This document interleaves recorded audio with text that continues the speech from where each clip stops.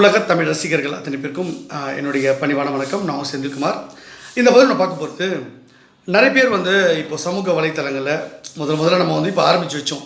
நம்முடைய அன்பு சகோதரர் அண்ணாமலை அவர்கள் மறுபடியும் மாநில தலைவராக தமிழக பாஜகவுக்கு வரப்போகிறார், அதுக்கான ஏற்பாடுகள் நம்ம செஞ்சாச்சு அப்படின்னு நம்ம சொல்லியிருந்தோம். அதை அண்மையில் நிறைய பேர் விமர்சனம் பண்ணுறாங்க. மரியாதைக்குரிய அண்ணன் பேராசிரியர் ராமசீனிவாசன் அவர்கள் பேராசிரியர் ராமசீனிவாசன் அவர்கள் பிஜேபியுடைய மாநில பொதுச் செயலாளர், அவரே வரவேற்கிறார்.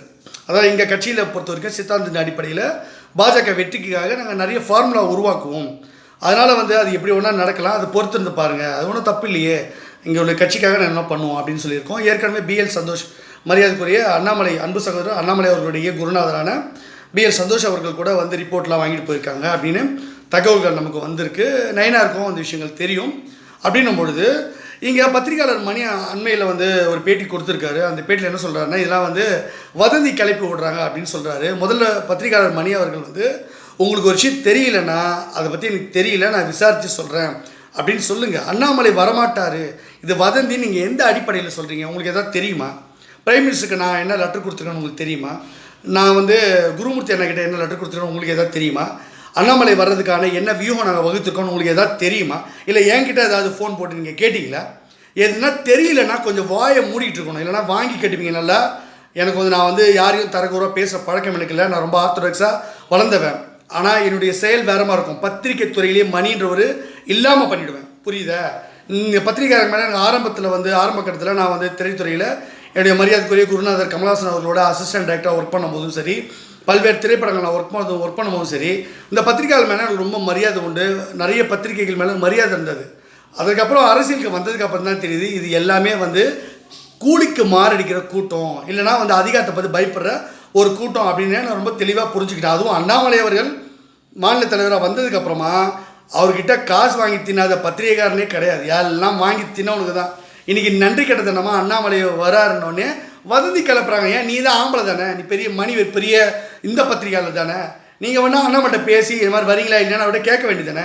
என்ன ரிப்போர்ட் கொடுத்தாங்கன்னு சொல்லிட்டு ரவீந்திரன் துரைசாமி, அன்பு சகோதரர் ரவீந்திரன் துரைசாமி மூலமாக ஒரு பத்திரிகையாளர் தானே, வியூ அமைப்பாளர் தானே, ஒரு அரசியல் விமர்சகர் தானே, எத்தனை தொலைக்காட்சி டிபேட்டில் பேசுகிறார், அவர்கிட்ட சொல்லியிருக்காரு அவரே பல யூடியூப் சேனலில். ஆமாம், அண்ணாமலை கொண்டு வர போகிறோம், எங்களுக்கு எடப்பாடி தேவையில்லை, எங்களுக்கு அண்ணாமலை தான் வேணும், எங்களுக்கு எடப்பாடி வேணாம், எங்களுக்கு அண்ணாமலை வேணும், அதிமுகவை எப்படி அக்கமடேட் பண்ணணும்னு எங்களுக்கு தெரியும், அதெல்லாம் நீங்கள் சொல்ல வேணாம், நாங்கள் பார்த்துக்குறோன்னு ரவீந்திரன் துரைசாமி பேசியிருக்காரு. நான் என்ன விஷயங்கள் நாங்கள் என்ன விஷயத்தை முன்னெடுத்திருக்கோமோ குருமூர்த்தி அண்ணகிட்ட சொல்லி, மோடி அவர்கள்கிட்ட நான் என்ன லெட்டர் கொடுத்து என்ன முன்னெடுத்திருக்கோமோ, நயனார்கிட்டையும் அந்த விஷயங்களை கொடுத்துருக்கோம்.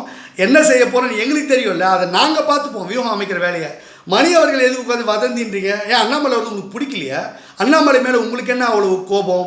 ஏன் அண்ணாமலை உங்களுக்கு சரியாக பணம் கொடுக்கலையா? இல்லை அண்ணாமலை கிட்ட வாங்கி தின்ன முடியலன்ற கோபம் வந்துச்சா? இல்லை கம்மியாக தான் வந்துருச்சா? இல்லை உங்களுக்கு கொடுக்காம நிறுத்திட்டாரா? அவர் வந்தால் உங்களுக்கு என்ன பிரச்சனை? அவரை முதல்ல கொண்டு வந்ததுக்கு காரணமாக இருந்தது நான் தான். அதுக்கப்புறமா அவர் எனக்கு எதிராக போயிட்டு கட்சிக்கு எதிராக, கட்சியில் உள்ள பிராமணர்களுக்கு எதிராக நிறைய பேரை நீக்கும்போது நான் அவருக்கு எதிராக சில விஷயங்கள் வான் பண்ணியிருந்தேன். அதுக்கப்புறம் அவரை நீக்கினதும் நான் தான்.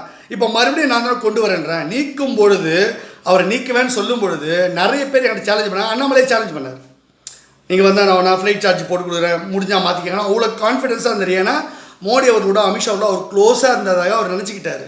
பிஜேபின்றது சித்தாந்தத்தின் அடிப்படையில் கட்டப்பட்ட ஒரு கோபுரம்.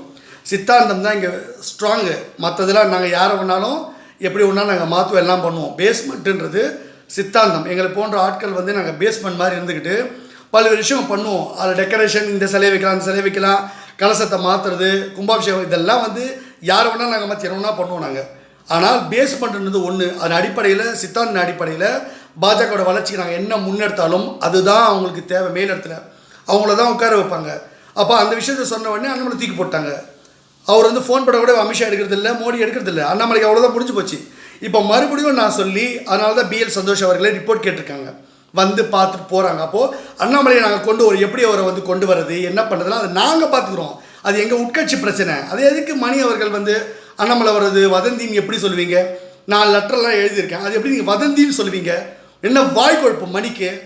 அப்புறம் வேறு மாதிரி ஆகிடும். மணி சார் பார்த்துக்கங்க, நான் இந்த மாதிரி யாரையும் கடுமையான விமர்சனத்துக்கு விரும்பலை.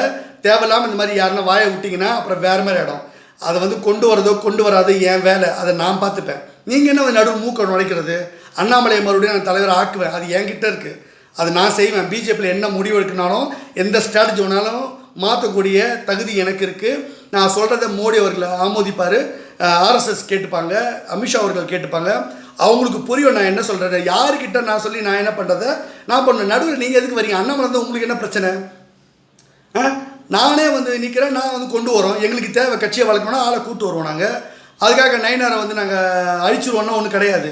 என்னுடைய அன்பு மரியாதைக்குரிய அன்பு சகோதரர் நயினார், அண்ணன் நயினார் அவர்கள் வந்து நான் அவரை வந்து அழிக்கணும்னு நினைக்கவே இல்லையே, அவருக்கு எந்த கெடுதலும் பண்ணலையே.